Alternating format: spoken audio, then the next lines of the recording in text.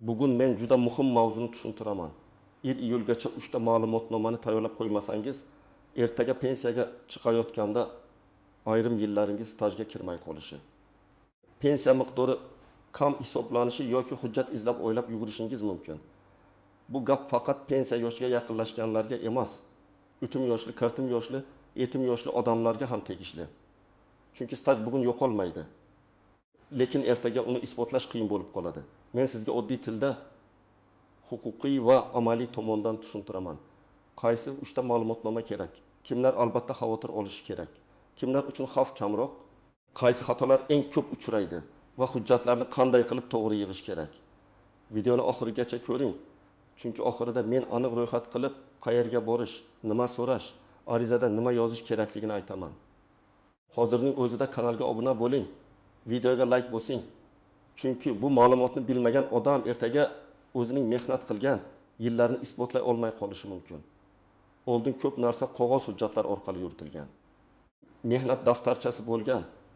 Korxona bu daftarchaga ishga kirgan sanani, lavozimni, bo'shagan sanani yozgan. Pensiya yoshiga yetganda odam pensiya jamg'armasiga mehnat daftarchasini olib borgan. Undagi yozuvlarga qarab staj hisoblangan. Agar yozuv aniq bo'lsa, muammo kam bo'lgan. Agar muhr tushmagan bo'lsa, imzo noto'g'ri bo'lsa, korxona nomi o'zgargan bo'lsa yoki daftarchadagi sana o'qilmasa, odam qo'shimcha ma'lumotnoma olib kelishga majbur bo'lgan. Endi esa tizim asta-sekin elektronlashmoqda. Davlat idoralari, soliq, bandlik, pensiya tizimi, elektron mehnat daftarchasi, ish beruvchilarning hisobotlari bir-biri bilan bog'lanmoqda. Bu juda yaxshi, chunki kelajakda odamning ish staji, ish haqi, badallari, ish joylari elektron ko'rinib turadi. Lekin muammo shundaki, eski davrlar, ayniqsa 1990 yillar, 2000 yillarning boshidagi ish joylari, tugatilgan korxonalar, kolxoz, shirkat, zavod, kichik firma, xususiy korxona, yakka tartibdagi faoliyat davrlari hamma vaqt ham elektron bazada to'liq ko'rinmaydi. Shuning uchun men doim aytaman. Pensiyani faqat pensiya yoshiga yetganda o'ylash kech bo'lishi mumkin. Chunki korxona bugun bor, ertaga tugatiladi. Kadrlar bo'limidagi hujjat bugun bor, ertaga arxivga topshiriladi yoki yo'qoladi. Rahbar bugun eslaydi, ertaga boshqa joyga ketadi. Sizning 5 yil, 7 yil yoki 10 yil ishlagan davringizni tasdiqlovchi hujjat bo'lmasa, pensiya hisobida shu yillar bo'yicha savol tug'iladi.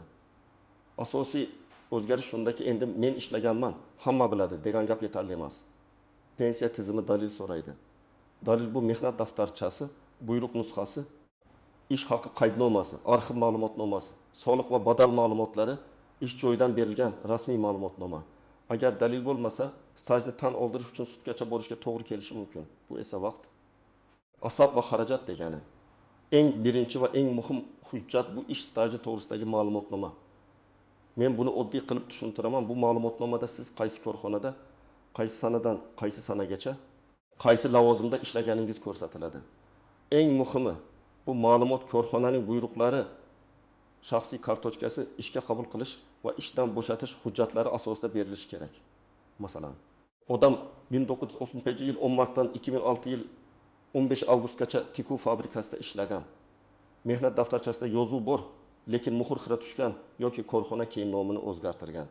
Pensiya hisobida shu so'qqa yil 5 oy stajga kirish kerak.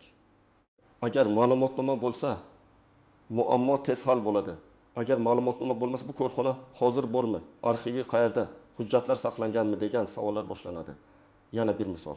Erkak kishi 1993 yildan 1999 yilgacha qurilish tashkilotida ishlagan. O'sha paytda ishlar mavsumiy bo'lgan, ba'zan buyruq bilan, ba'zan shartnoma bilan, ba'zan brigada tarkibida ishlagan. Mehnat daftarchasida faqat ishga qabul qilindi degan yozuv bor, lekin bo'shatilgan sana yo'q. Pensiya organi bunday holatda davrni to'liq qabul qilmasligi mumkin. Nega? Chunki ish boshlangani bor, tugagan sanasi yo'q. Mana shunday vaziyatda staj ma'lumotnomasi kerak bo'ladi. Unda buyruq raqami, sana, lavozim, ishdan bo'shash asoslari yozilsa, stajni isbotlash osonlashadi. Kimlar bu ma'lumotnoma albatta olish kerak? Birinchidan, mehnat daftarchasida xatolar bo'lganlar. Masalan, familiya eski yozilgan, tug'ilgan yil noto'g'ri, sana ustidan chizilgan, muhr yo'q, imzo yo'q, korxona nomi to'liq yozilmagan. Ikkinchidan, ishlagan korxonasi tugatilgan yoki nomi bir necha marta o'zgarganlar. Uchinchidan, kolxoz, so'xoz shirkat xo'jaligi fermer xo'jaligi, kooperativ, kichik xususiy korxonalarda ishlaganlar.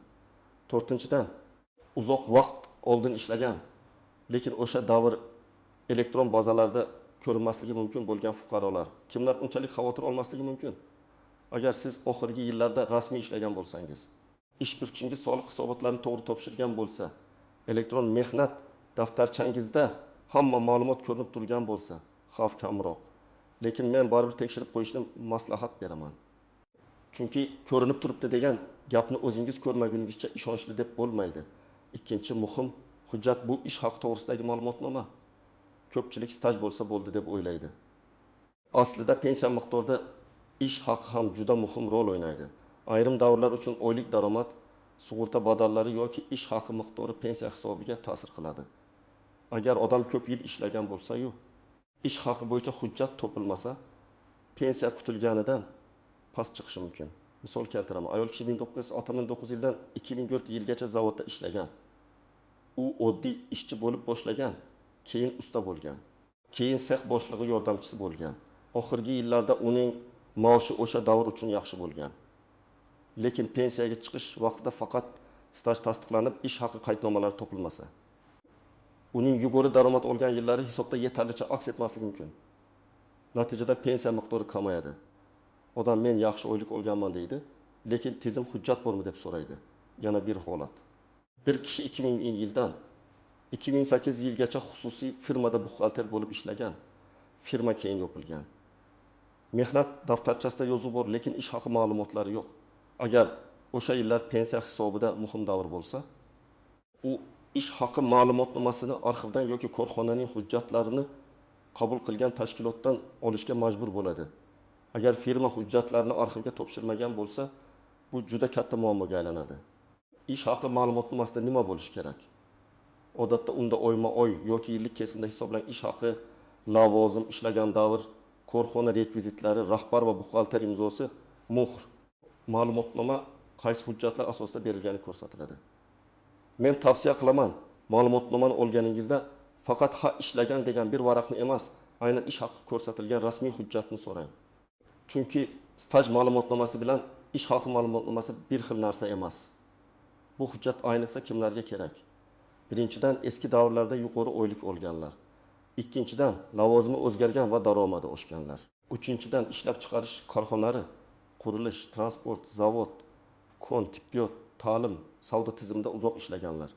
4-dan, ish beruvchisi tugatilgan yoki xususiy firma bo'lganlar. 5-dan, pensiya yoshiga yaqinlashayotgan, lekin hujjatlari tartibga solinmagan odamlar. Men bu yerda bitta nozik jihatni ham aytaman.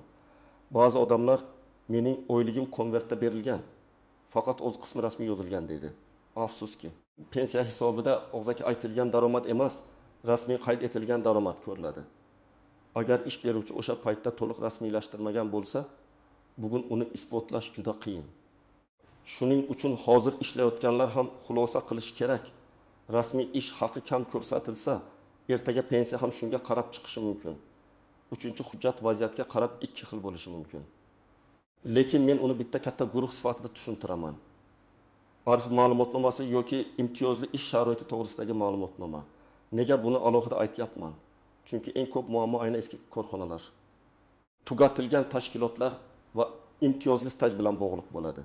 Agar korxona hozir mavjud bo'lmasa, siz ish staji va ish haqi ma'lumotnomasini o'sha korxonadan ola olmaysiz.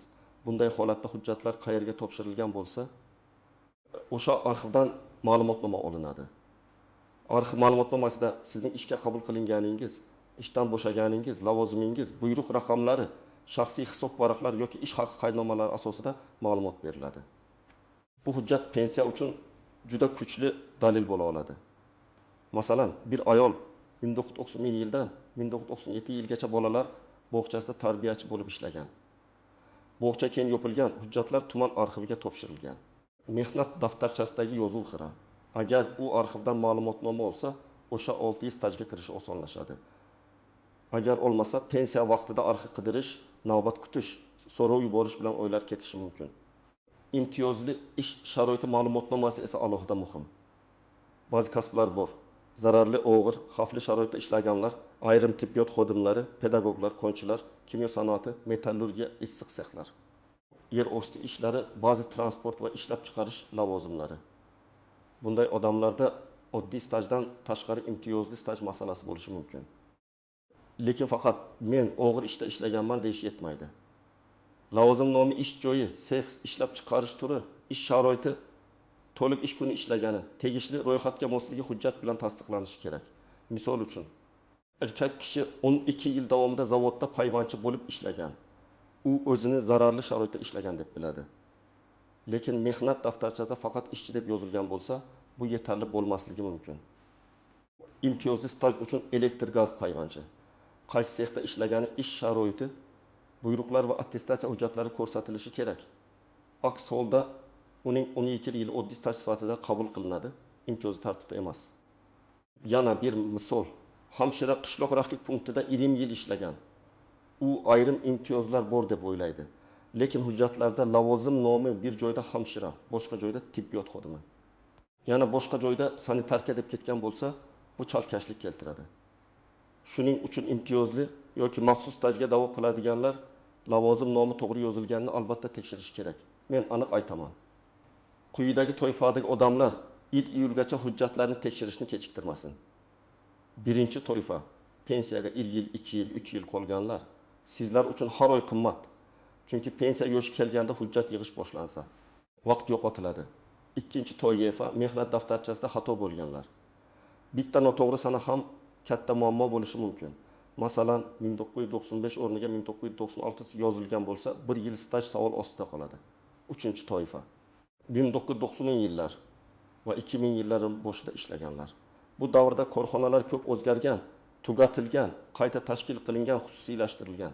Hujjatlar har doim ham ideal saqlanmagan. 4-toifa, chet elga ishlashga ketib qaytganlar.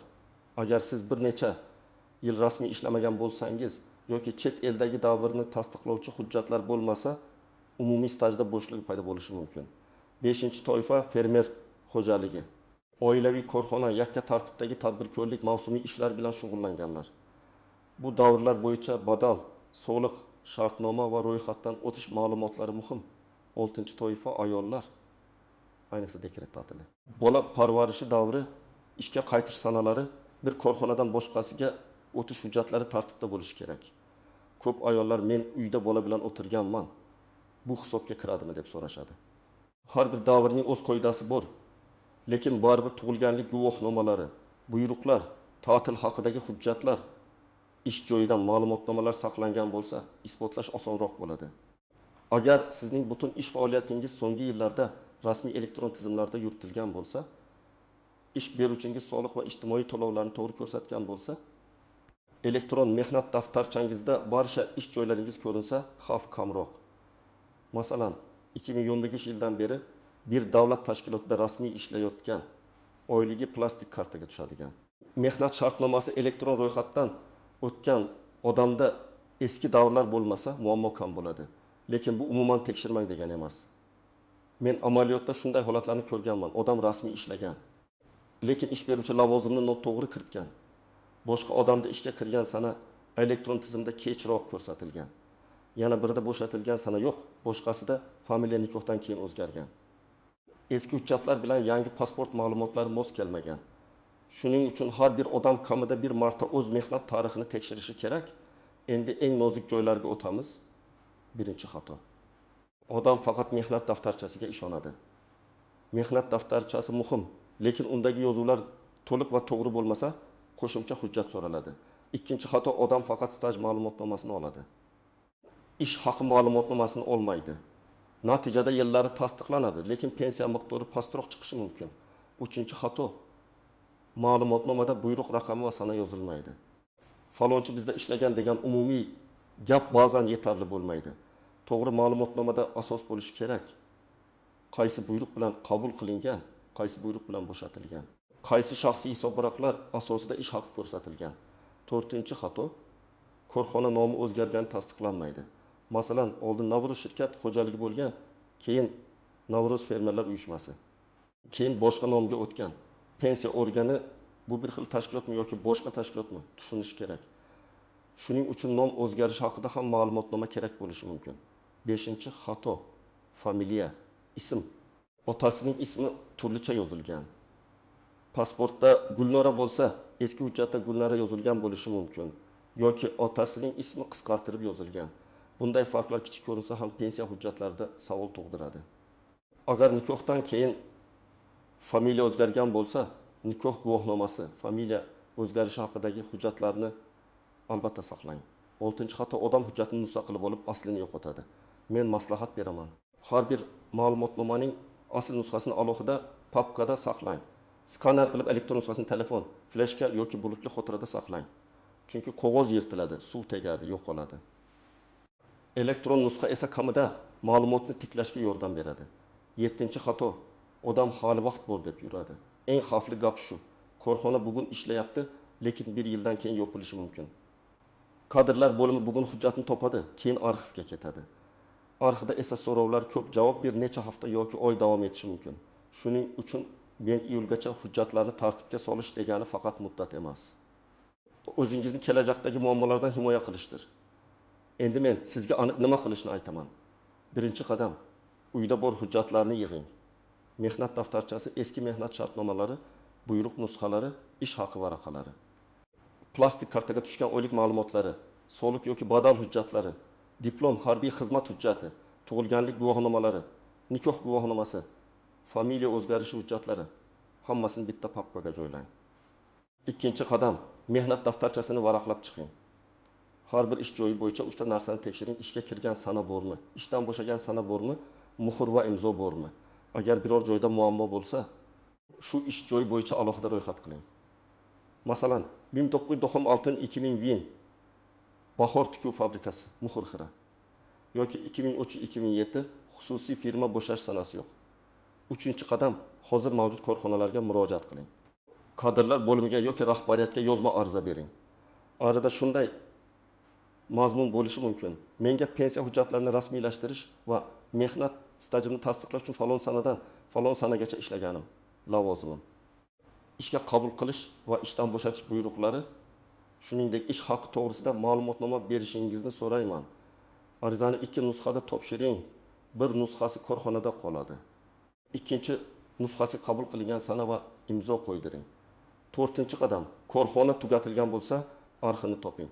Buning uchun tuman yoki shahar arxiviga, hokimlikka, adliya organlariga yoki sobiq korxonaning huquqiy vorisi bo'lgan tashkilotga murojaat qilish mumkin.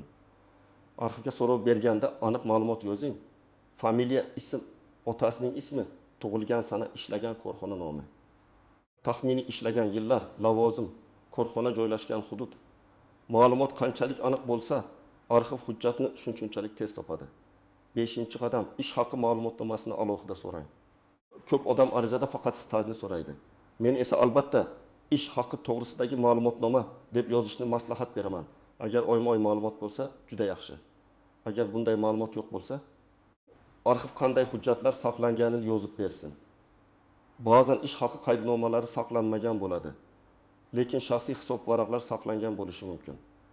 6-qadam, imtiyozli ishda ishlagan bo'lsangiz, lavozim va sharoitni tasdiqlating.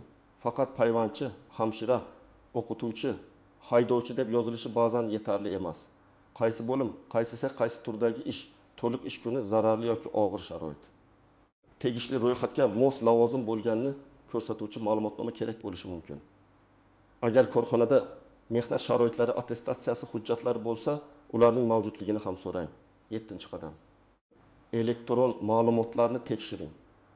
Davlat xizmatlari markazi tegishli elektron portal yoki pensiya jamg'armasi orqali o'zingizning mehnat faoliyatingiz va stajingiz bo'yicha ma'lumotlarni tekshirtiring.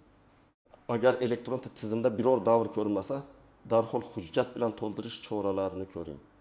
Keyin ko'rinib qolar deb kutmang. 8-qadam, hujjatlarda xato topsangiz, darhol tuzatish yo'lini boshlang. Agar familiya noto'g'ri bo'lsa, tasdiqlovchi hujjatlarni qo'shing. Agar sana xato bo'lsa, korxonadan aniqlashtiruvchi ma'lumotnoma oling. Agar korxona nomi o'zgargan bo'lsa, nom o'zgarishi yoki huquqiy vorislik haqida ma'lumot so'rang. Agar hujjat umuman topilmasa, guvohlar, sud orqali stajni belgilash kabi murakkab yo'llar bo'lishi mumkin, lekin buni oxirgi chora sifatida ko'rish kerak. 9-qadam, hamma hujjatdan nusxa oling. Men odamlarga bitta oddiy tartibni tavsiya qilaman. asl hujjatlar alohida papkada, oddiy nusxalar alohida papkada, elektron skanerlar esa telefon va fleshkada. Fayllarni ham tartib bilan nomlang. 1938-2006 tikuv fabrikasi staj, 2028 ish haqi ma'lumotnomasi, nikoh guvohnomasi. Bu oddiy ko'rinadi, lekin pensiya rasmiylashtirishda juda katta yordam beradi. 10-chi pensiya yoshiga yaqin bo'lsangiz, pensiya jamg'armasiga oldindan maslahatga boring. Mening hujjatlarim yetarlimi? Qaysi davrlar savol tug'diradi? Yana nima olib kelishim kerak deb so'rang. Buni pensiyaga chiqadigan kuni emas, oldindan qiling. Shunda sizda xatoni tuzatish uchun vaqt bo'ladi. Birinchi vaziyat. 28 yoshli ayol 1907 yildan 1996 yilgacha tikuvchilik seksida. 1936 yildan 2005 yilgacha boshqa fabrikada ishlagan. Mehnat daftarchasida birinchi sexning muhrini o'qib bo'lmaydi. Agar u oldindan arxivdan ma'lumotnoma olsa, 9 yil staji saqlanadi. Agar olmasa, pensiya hujjati topshirilganda shu 9 yil bo'yicha savol chiqadi. 9 yil degani pensiya hisobida juda katta farq. Ikkinchi vaziyat, 32 yoshli erkak qurilishda ishlagan, lekin ko'p yillar brigada orqali yuritilgan. Uning mehnat daftarchasida faqat umumiy yozuvlar bor. Agar u buyruq shartnoma, ish haqi qaydnomasi yoki arxiv ma'lumotnomasini topmasa, ayrim yillar isbotlanmasligi mumkin. U men o'sha binolarni qurganman deb aytadi. Hamma tanishi mumkin, lekin pensiya uchun hujjat kerak. Uchinchi vaziyat, Exan yoshli ayol hali pensiyaga uzoq deb o'ylaydi. U 2000 yillarda xususiy korxonada 6 yil ishlagan. Korxona hozir tugatilgan. Agar u hozirdan arxivga so'rab bermasa, 10 yildan keyin hujjat topish yanada qiyinlashadi. Shuning uchun pensiya hujjatlarini faqat yosh kelganda emas, hozirdan tartibga solish kerak. Bugun men sizga eng muhim 3 ta yo'nalishni tushuntirdim. Ish staji ma'lumotnomasi, ish haqi ma'lumotnomasi, arxiv yoki imtiyozli ish sharoiti bo'yicha ma'lumotnoma. Bu hujjatlar oddiy qog'oz emas. Bu sizning yillar davomida qilgan mehnatingizni himoya qiladigan dalildir. Agar hujjat bo'lsa, stajni isbotlash oson. Agar hujjat bo'lmasa, yillar yo'qolishi, pensiya kamayishi yoki uzoq ovora bo'lish ehtimoli bor.